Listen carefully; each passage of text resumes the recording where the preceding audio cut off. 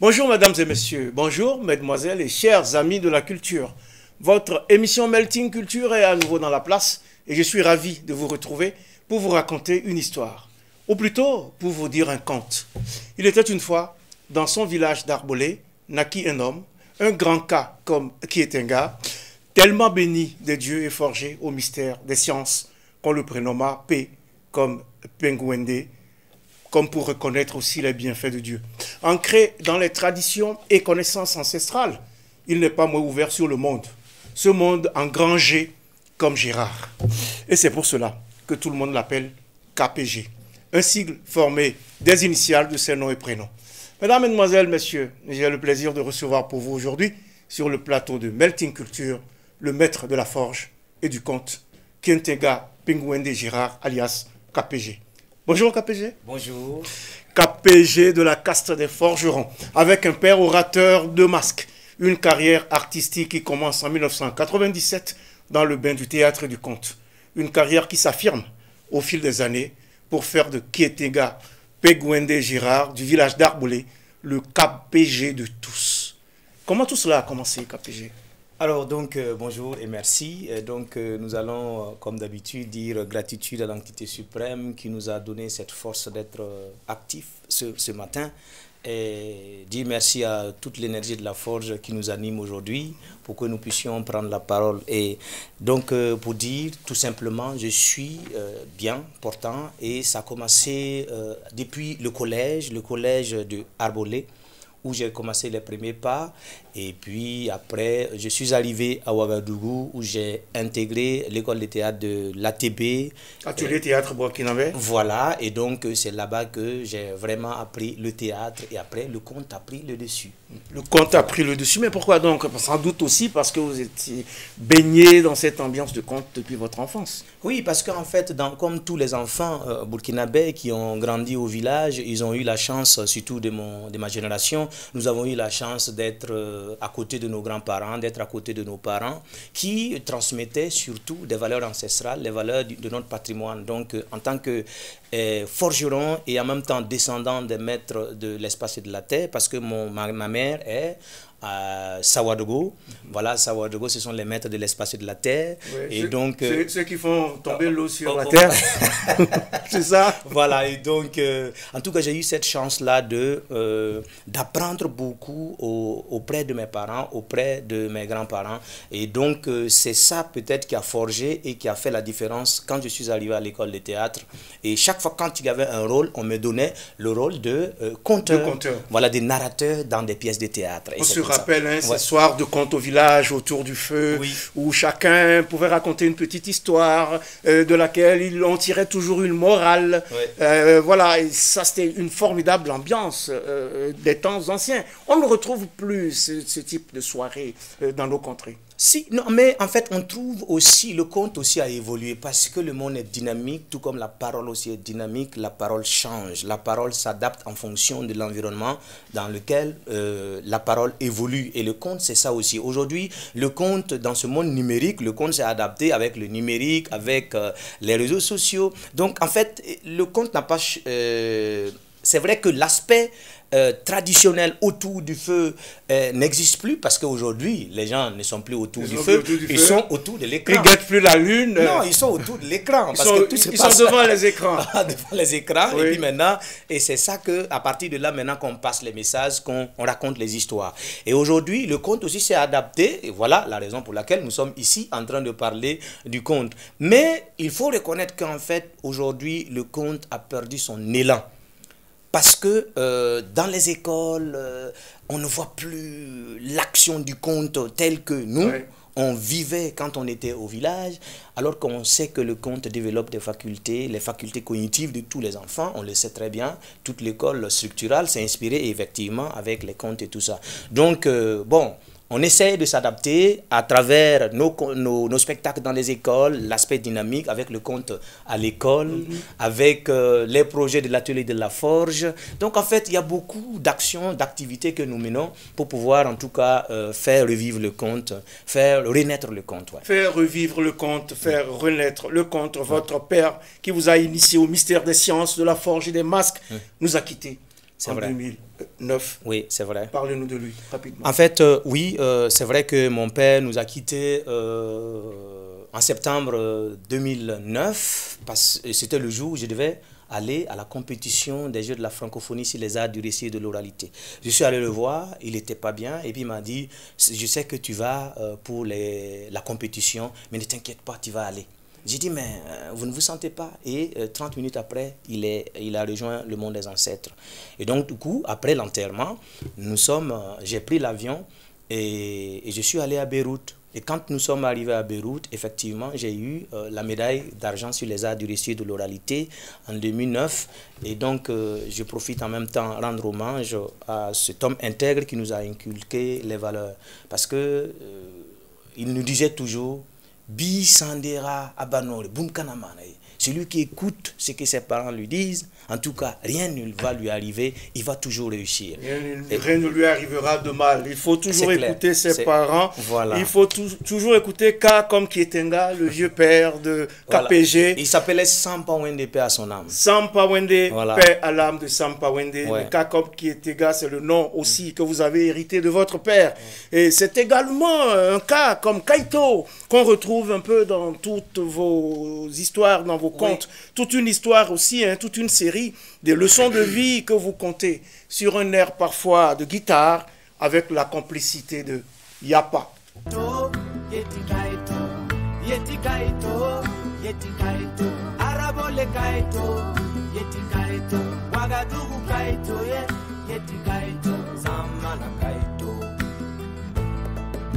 Tu sais mon fils, quand quelqu'un est bien, il est le fils de tout le monde. Mais s'il est mauvais, on dit c'est l'imbécile du voisin. Un fils voulait apprendre à son père comment se comporter dans la vie. Il refuse et contredit ce que son père lui raconte et réplique. Et tu sais papa, évolue. Le monde tourne là. Un jeune qui a fait 100 villages est plus expérimenté qu'un vieillard qui fait 100 ans dans un même village. Yeti Kaito, Yeti Kaito, Yeti Kaito, Yeti Kaito, Arabole Kaito, Yeti Kaito, Ouagadougou Kaito, Yeti Kaito, Zamana Kaito. Et son père lui dit, quelle que soit la longueur de tes oreilles, elles ne dépasseront jamais ta tête. Même si le lion a maigri, il ne faudrait jamais le prendre pour un chat.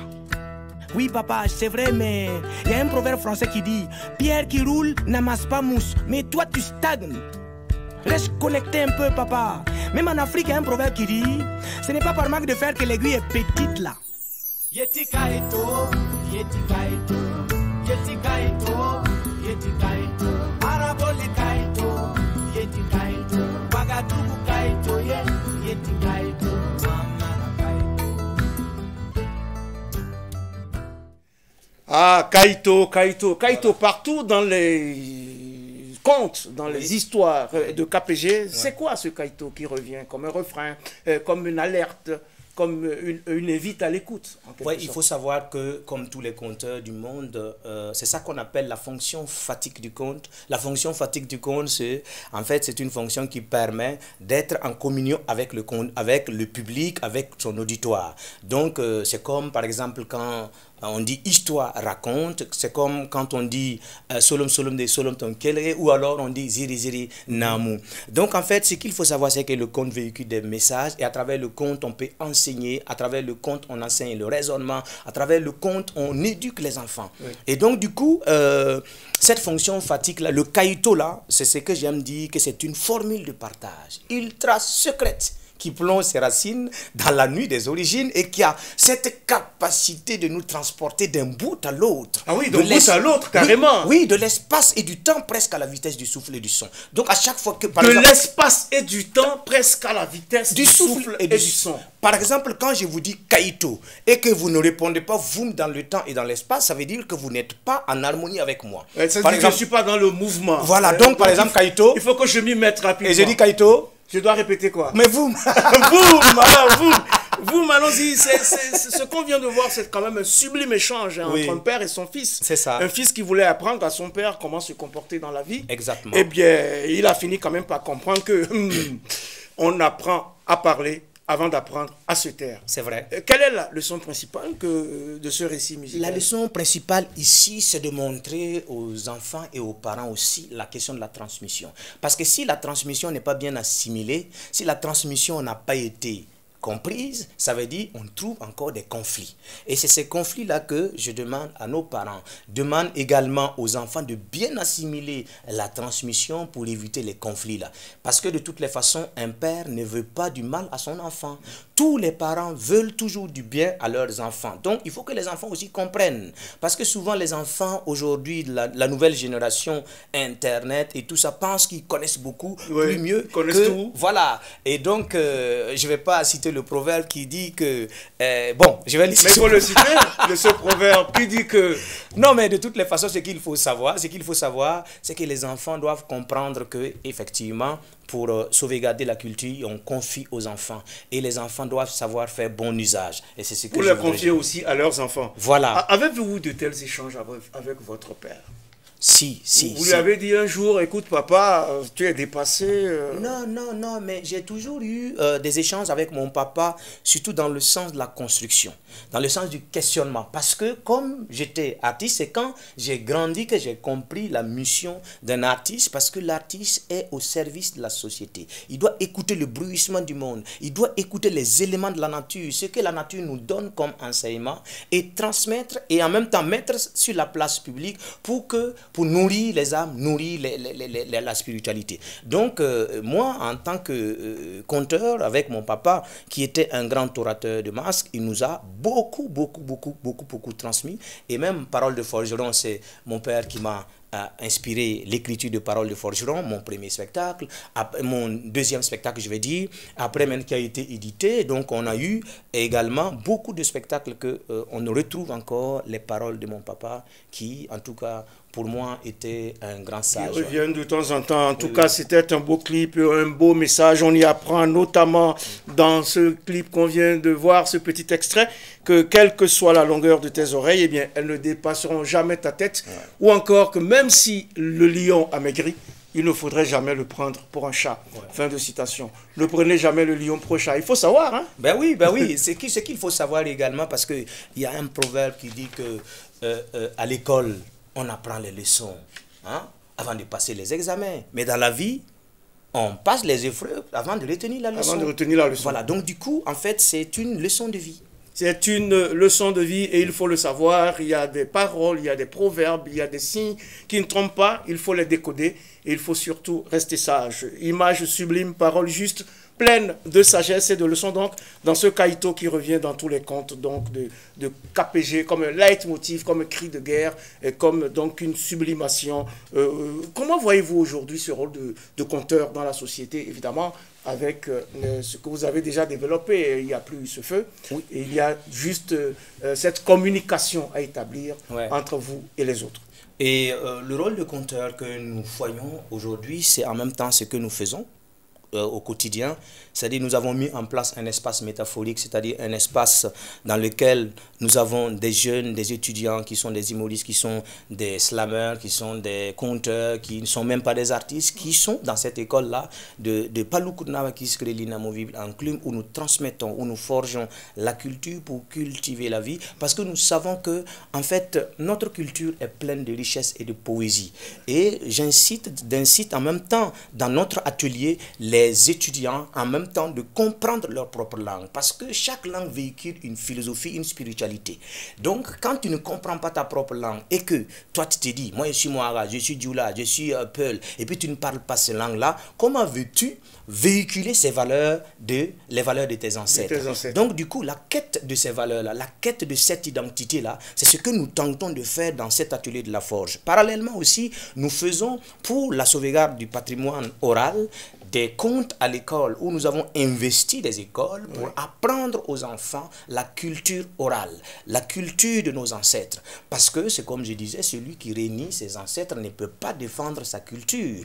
Parce qu'aujourd'hui, il est essentiel pour que les enfants et même les adultes comprennent que c'est à travers la culture seulement qu'on peut sauvegarder beaucoup de choses. Et donc, ce que nous faisons également, je prends un exemple très rapidement, en Morée pour expliquer le fondement de notre culture, c'est-à-dire comment on peut enseigner le raisonnement. Comment on peut, si on avait vraiment le temps, j'allais le faire, mais parce que si je commence, ça va prendre encore. Ça va prendre du temps. Alors on retient qu'il faut revenir à nos valeurs, qu'il faut mettre l'accent sur notre culture. Parolier et conteur hors pair, KPG passe sur toutes les scènes pour distiller sa bonne humeur et sa sagesse.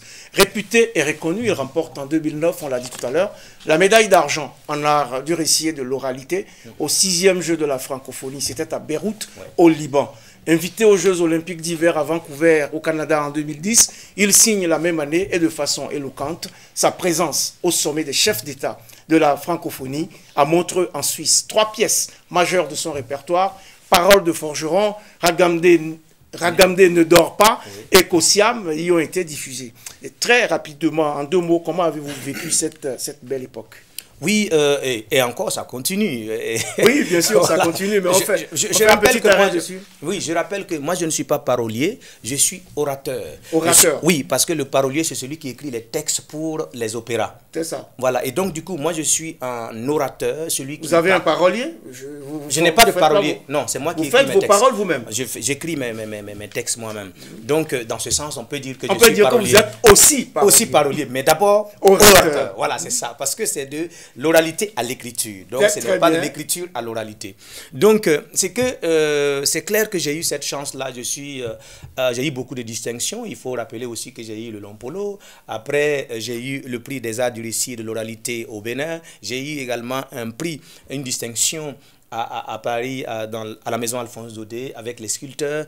Donc, bon, j'ai eu pas mal de prix et je rappelle tout le temps aux gens que c'est un moment de mon art qui a été récompensé. Mais maintenant, à partir de 2021 et puis en allant là, ça c'est un autre combat. Ça c'est un autre combat. Il ne faut pas s'asseoir. Vous avez parlé des prix, en fait, j'en venais, et en effet, vous avez plusieurs distinctions en dehors de la médaille d'argent et des divers autres prix dans le giron de la francophonie. Il y a en effet le prix de l'éveil culturel des jeunes, décerné par le maire de la ville de Viborg. C'est au Danemark, en 2009, le prix des arts de la parole, décerné en 2011 par l'association Katulati du Bénin, le prix Lompolo du ministère burkinabé de la culture, remporté en 2016 pour récompenser le meilleur spectacle de conte, non sans avoir été justement consacré conteur de l'année 2013 par l'association française Les Bouches Décousues. Justement, parlez-nous en 2 mots aussi de ce spectacle Ragandé ne dort pas. C'est un concert qui est dédié à la parole et qui a donc obtenu ce prix Lompolo en 2016.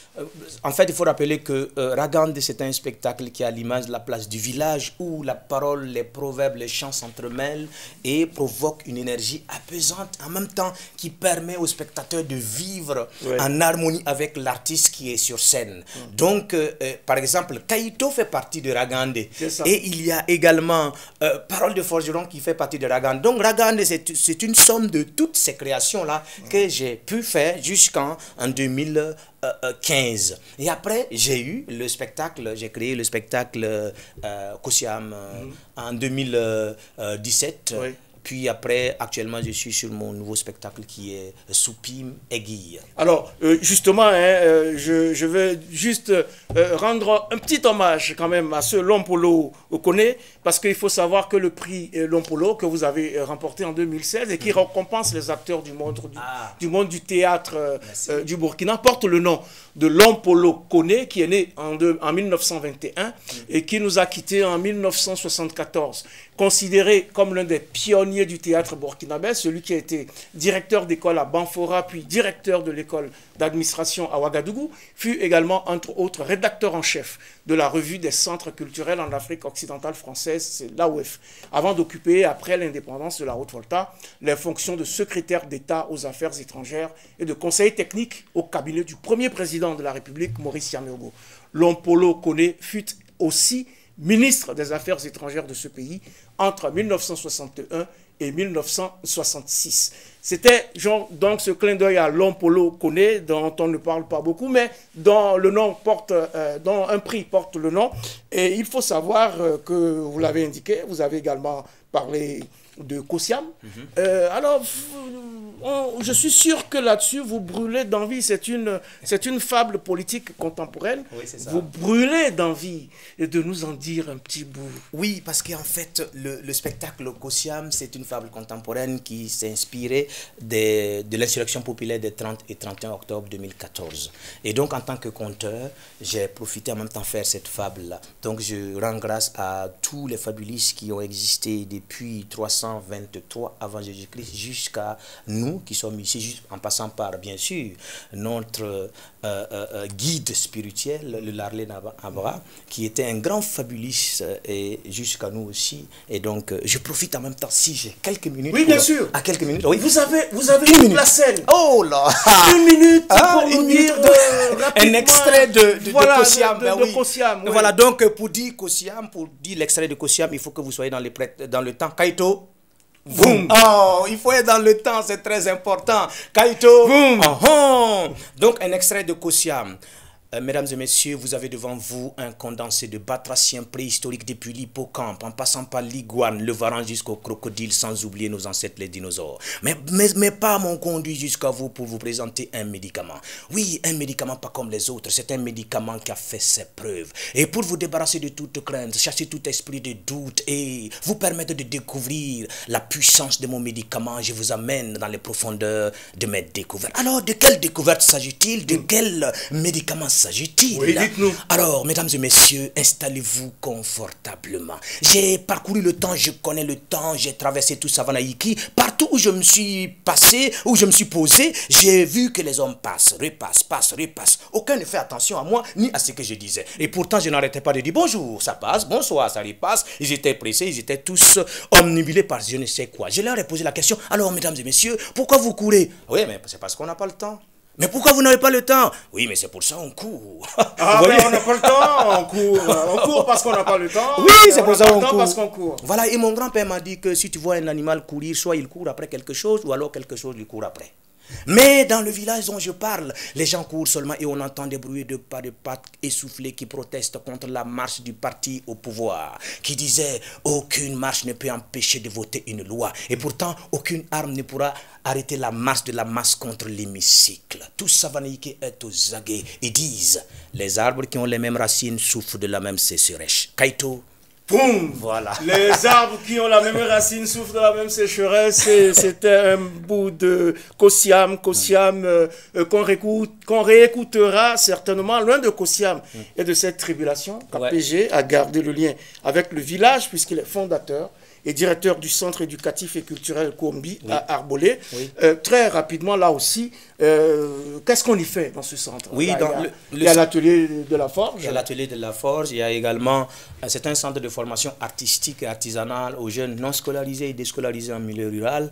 Et là-bas, on apprend aux enfants la culture endogène, de respecter les valeurs, en même temps avec les métiers de la forge, les métiers artisanaux, c'est-à-dire apprendre à confectionner des instruments, apprendre à jouer des instruments modernes et traditionnels. Voilà. Apprendre des instruments, donc amener aussi les enfants dans cet univers, puisqu'en matière de création, vous en avez beaucoup. Il y a notamment aussi dans la perspective le projet Compte à l'école qui s'étend jusqu'à 2022, si j'ai bien compris. C'est ça. Et puis vous avez parlé tout à l'heure de cette création qui est en cours, qui est intitulée Soupim. Oui, Soupim. Et de quoi s'agit-il? Ah, waouh! Soupim, c'est mon dernier opus. C'est un spectacle qui traite de cette crise crise que nous vivons aujourd'hui. Aujourd'hui? Oui, c'est une allégorie que j'ai créée autour des outils de la forge. Vous savez, les outils de la forge, dans la forge, il y a ce qu'on appelle les pinces, il y a les aiguilles, il y a le marteau, il y a l'enclume. Mais chaque outil est interdépendant. C'est ça. C'est la complémentarité. C'est la loi de l'inter-intelligence. Donc, ce qui fait qu'aucun outil ne peut être le marteau à lui seul ne sert à rien. Et donc, du coup, malgré la multitude d'outils qui se trouvent au niveau de l'atelier de l'inamovible enclume, on voit que tous ces outils vivent en parfaite harmonie. Voilà. Et donc, c'est cette allégorie-là que j'ai puisée pour montrer les crises que nous vivons. Mais un jour, il y a les outils qui ont commencé à se nommer. Moi, je suis pince, je suis plus importante. Moi, je suis marteau, je suis plus important. Moi, je suis enclume. Chacun dit que c'est lui qui est le plus important. Oui. Alors que sans les autres, il n'est rien. Mais ils ont oublié une chose. Qu'ils ont une seule base, c'est le fer. Le fer. Voilà. Tous ont une seule base, c'est le fer. Et rapidement, là aussi, on parlera de ce duo que vous faites si bien avec Des Altino, un duo du tonnerre. On a vu ce clip magnifique du titre Kunga, dans lequel vous interagissez tous les deux sur la thématique du terrorisme, si j'ai bien compris. C'est une actualité cuisante. C'est un message essentiel de cette œuvre, à la fois qui fait chant et qui fait conte. C'est ça. En fait, un jour, je suis arrivé chez Des. J'ai dit, bon, j'arrive chez toi. Il dit qu'il est au studio. J'arrive, il est en train de jouer la guitare. J'ai dit, est-ce que je peux mettre la voix? Et donc, j'ai commencé à improviser des textes, comme ça. Et il m'a dit, ah ouais, mais il faut qu'on l'enregistre. C'est ça. Et en l'espace d'1 heure, on a enregistré le morceau. En une heure, c'était plié. C'était fini. Et ça fait depuis 1 an et demi qu'on a enregistré ça. Et donc, après, bon, chacun est parti dans son truc. Dans son univers. Voilà, après, Des m'appelle. Hey, tu as vu le son là? Est-ce qu'on va pas sortir ça quand même pour faire écouter à des amis? Parce que... Et c'est comme ça qu'on l'a. Et c'est comme ça qu'on l'écoute maintenant. Voilà. Et qu'on va le découvrir pour sortir de cette émission. C'est un beau dialogue. Je m'en vais vous dire au revoir donc sur ce Kunga signé Des Altino et KPG. Merci KPG. Merci beaucoup. Merci à vous aussi d'avoir suivi. À très bientôt sur Burkina Info pour un autre numéro de Melting Culture.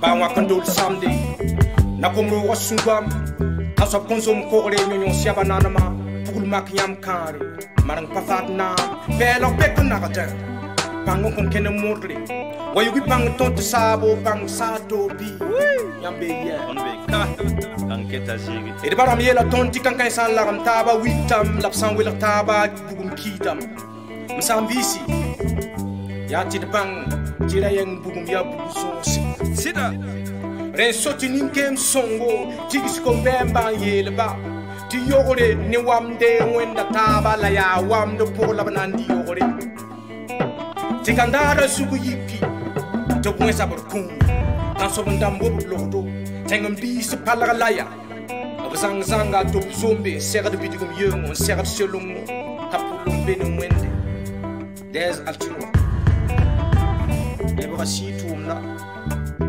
ya tidbange ti se mestablam pala gis ko set buda fu baba la wena zemes buda ne taba wena kawbe baraba